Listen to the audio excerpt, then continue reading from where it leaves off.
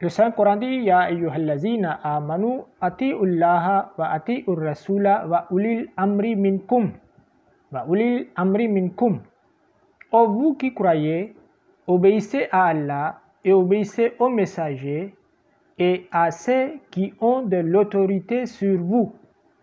Et à ceux qui ont de l'autorité sur vous. Le Saint-Coran, chapitre 4, verset 60. Selon ce verset, le musulman doit obéir aux autorités. Et ce sont des autorités qui font la loi du pays. Donc, les musulmans doivent obéir à la loi du pays.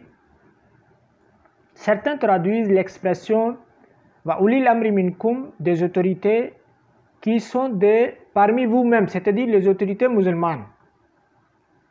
Cela résultera de croire que les musulmans doivent obéir seulement à l'autorité musulmane et pas au gouvernement non musulman.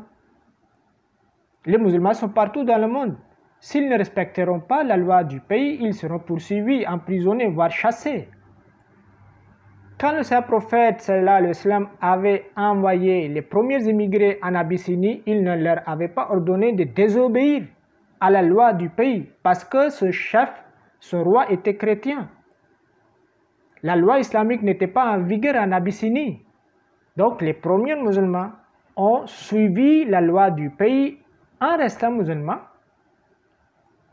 Hazrat Yusuf alayhi salam respectait la loi du pays. Il était le ministre même dans un gouvernement non croyant. Pratiquement les musulmans obéissent à la loi du pays, même s'ils ne la croient pas.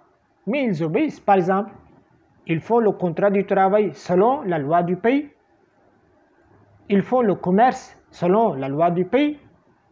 Ils obéissent à leur patron selon la loi du pays. Ils respectent le code de la route selon la loi du pays. Ils payent leurs factures selon la loi du pays. Ils sont payés selon la loi du pays. Ils profitent des soins médicaux selon la loi du pays. Leurs enfants étudient dans les écoles selon la loi du pays. Mais est-ce qu'ils prient selon la loi du pays? Non. Parce que la loi leur donne la liberté de pratiquer leur religion comme ils veulent sans faire du mal à quelqu'un.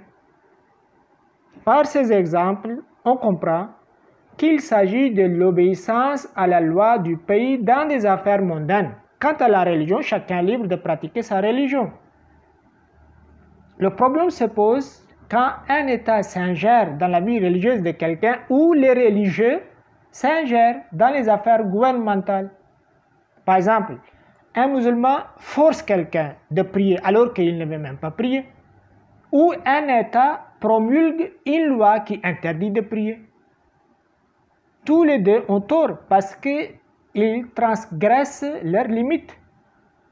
Mais que faire si un gouvernement interdit la prière? En ce moment-là, nous pouvons essayer de changer la loi en suivant le système du pays. Donc on peut changer la loi, mais en suivant le système du pays. Ou bien en cas de persécution de la part de l'État, on peut immigrer vers un pays qui donne la liberté religieuse. Sachons que malgré la persécution de l'État, de la part de l'État, les musulmans ne sont pas autorisés à la rébellion.